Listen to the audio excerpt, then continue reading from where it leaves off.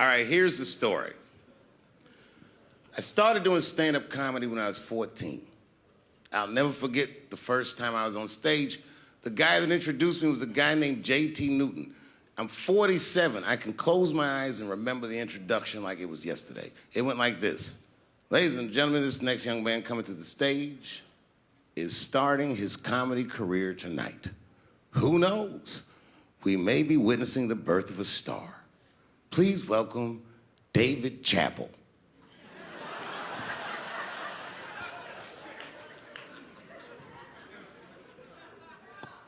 From the first time that I ever held a microphone, I was sure this was it. I knew I was home.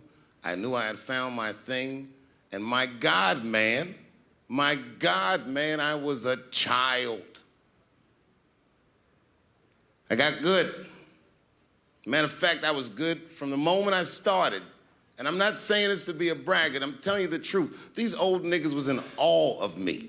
How was this little boy so poised? They used to say. I was. I mean, you know, I got better, but it started out good. About a year into it, when I was 15 years old, I had written a joke during the AIDS epidemic about having a Goodyear condom. Something, I don't even remember the joke. Something about an industrial strength condom by Goodyear. I just remember all the comedians really liked that joke. And there was an older comedian, and he came to me one night after the show, after he saw the joke, and he said, listen, I got an audition at another comedy club, and I was wondering, do you mind if I do that joke? I just want to borrow it. Now, I'm a kid, I don't know any better. I'm like, borrow it? Well, I guess, sure, if it'll help your career. I let him do the joke. And then weeks later, I was waiting to go on in a comedy club, and he went on before me, and he did the joke. And after the show, I pulled him aside and I said, hey, man, I don't mind you borrowing my jokes, but you gotta give them back. He said, oh, I forgot to ask you. He goes, let me buy that joke from you for $50. And I said, man, I'd do it, but I'm just starting out. I need all the material I can get. The idea being that the more material I can accumulate, the faster I'll be able to make money for my work. I said, I can't do it. I want my joke back. I'll never forget this. Remember, I was a 15-year-old child. This guy was a grown-ass man. He stood up over me so I could see how big he was. And he said to me, really? I can just take it. And he did. I got scared because I was a child. But I never forgot that. I never forgot that. I was 15 years old. I'm 47 now. I think about this guy all the time. When I look at my own kids and I see how young and innocent they are, I can't believe someone did that to me. And I don't think about it every day because that was the worst thing that happened to me. I think about it every day because that was the first time that someone ever did that to me. But in my career, it has happened many, many times since, where someone would intimidate me or scare me and take something that I believe was mine. I'll tell you another story. Now I'm 18 years old. I'm living in New York City, and I just finished my first road tour, which was a very difficult tour. I'll spare you the details. Now I'm back in New York, but my rent is paid, thank God. And I have $60 to my name, and a woman that I had met in Pittsburgh, a bad Dominican bitch,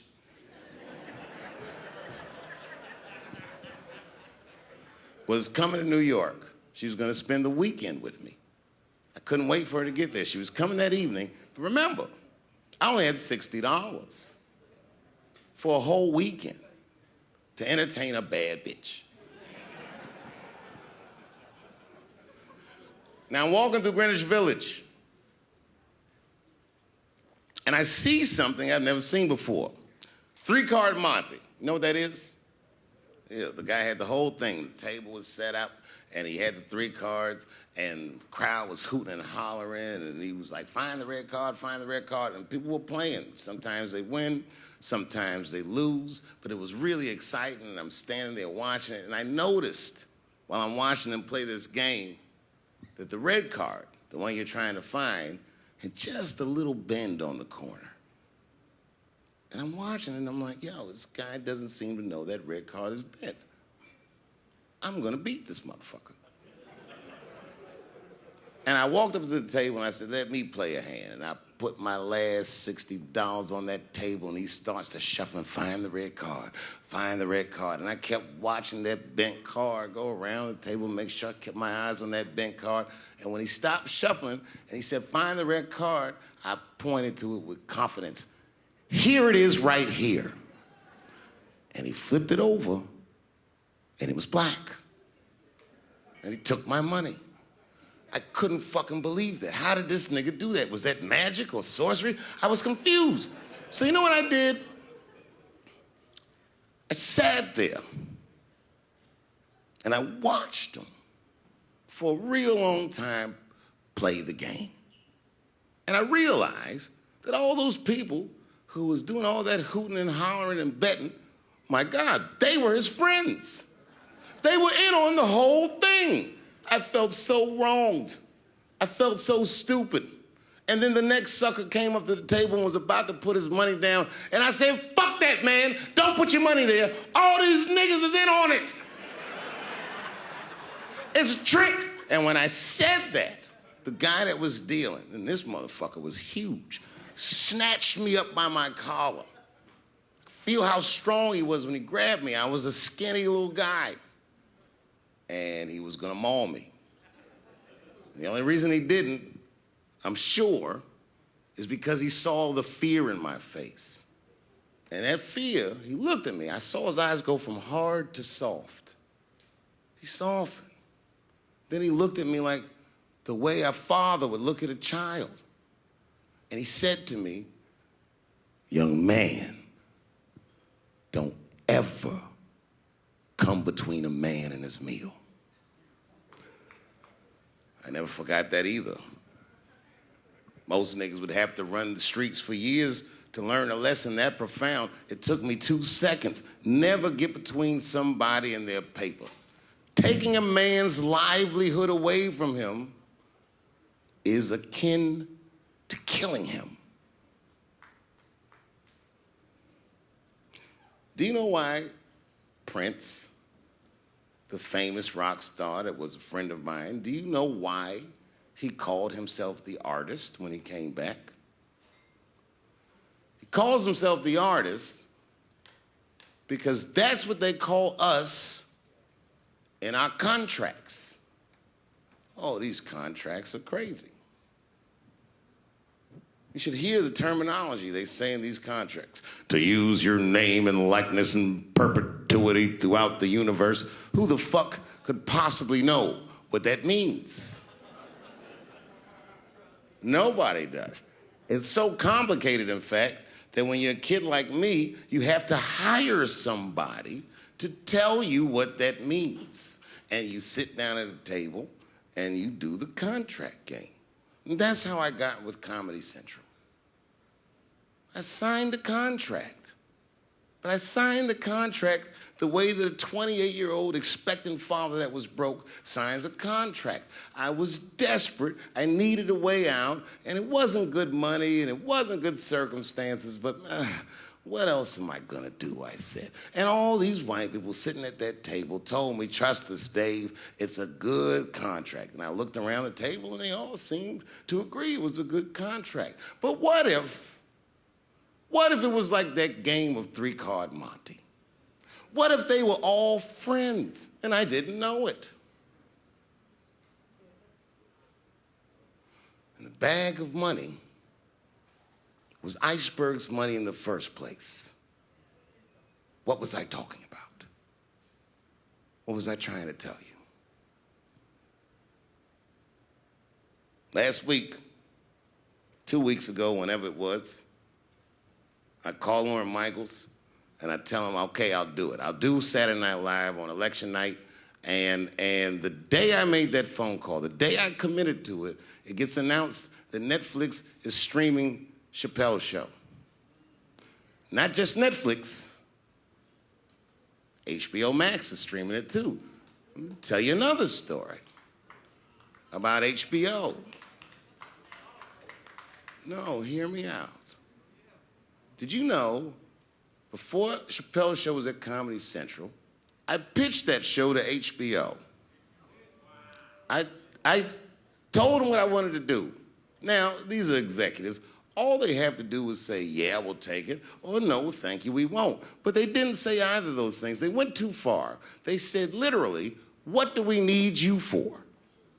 That's what they told me, as they kicked me out of the office. What do we need you for? And here we are, all these years later, and they're streaming the very show that I was pitching to them. So I'm asking them, what do you need me for?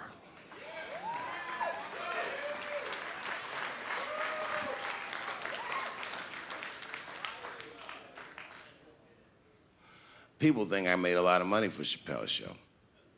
When I left that show, I never got paid. They didn't have to pay me because I signed the contract. But is that right? I found out that these people were streaming my work and they never had to ask me or they never had to tell me. Perfectly legal because I signed the contract. But is that right? I didn't think so either. That's why I like working for Netflix. I like working for Netflix because when all those bad things happened to me, that company didn't even exist.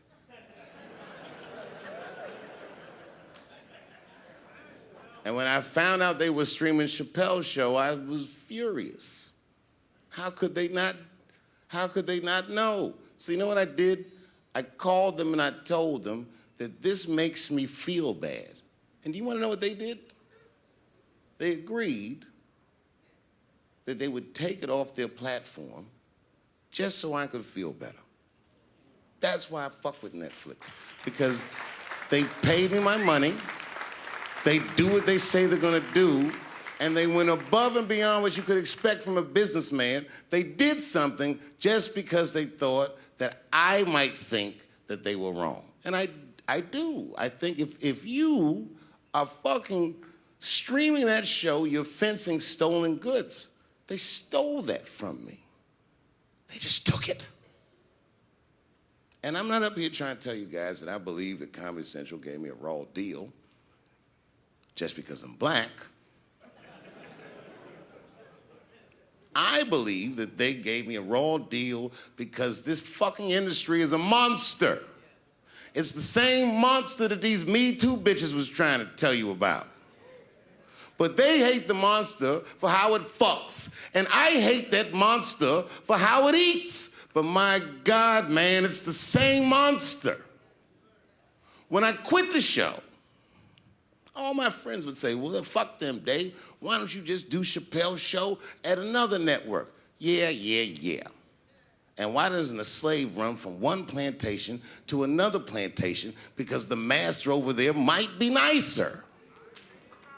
My God, man, I was trapped. You know what, tell you the truth? I've even thought about coming back and doing another Chapelle Show. Well, but if I do, I can't call it Chapelle Show because my name and likeness is being used by them in perpetuity throughout the universe. It's in the contract.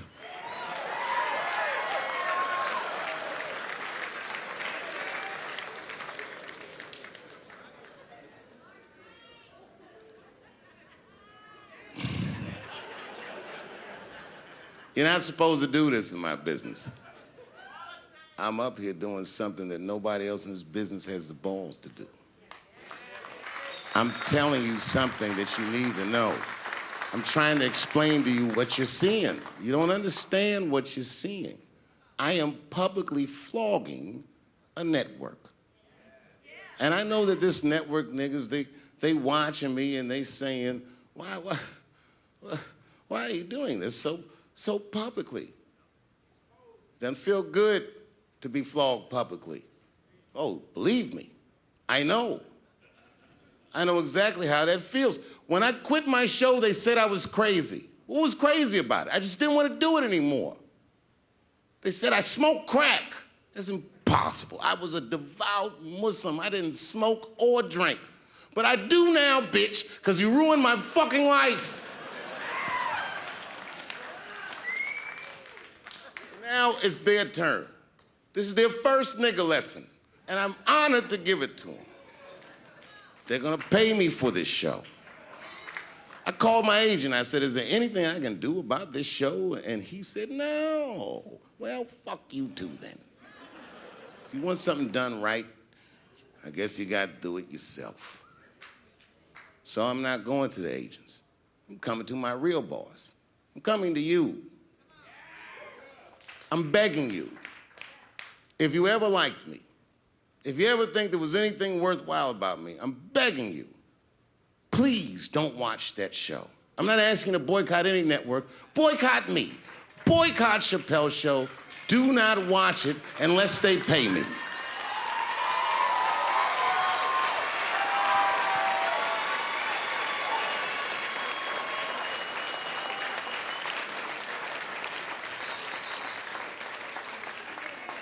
If you're a shareholder at Viacom, then I'm talking to you. Because all that shit that they do to us, well, they do everything for their shareholders. That's what they told me. So if you're a shareholder in that company, tell them it's wrong. And if you don't believe that it's wrong, then fuck you too. You should know what's in the hot dogs you eat. Now, there's probably a bunch of people at Comedy Central and Viacom and all these places that have no idea what I'm talking about. They've all either quit or been fired or got Me Too'd or something. Them niggas is gone. And there's a whole bunch of new young people there, and they're probably looking like, what is he talking about? They may not actually know what the fuck happened to me. So I'll tell you what I'm talking about. Go downstairs to your accounting department, open the books, see what that show made, and look at what you paid me. That's exactly what I'm talking about. You're going to pay me. I am inviting you to come with me and work with me, and let's fight against that terrible, terrible feeling that you made me feel together. We can fight together and work this thing with Chapelle Show out. Or I can just take it. Thank you.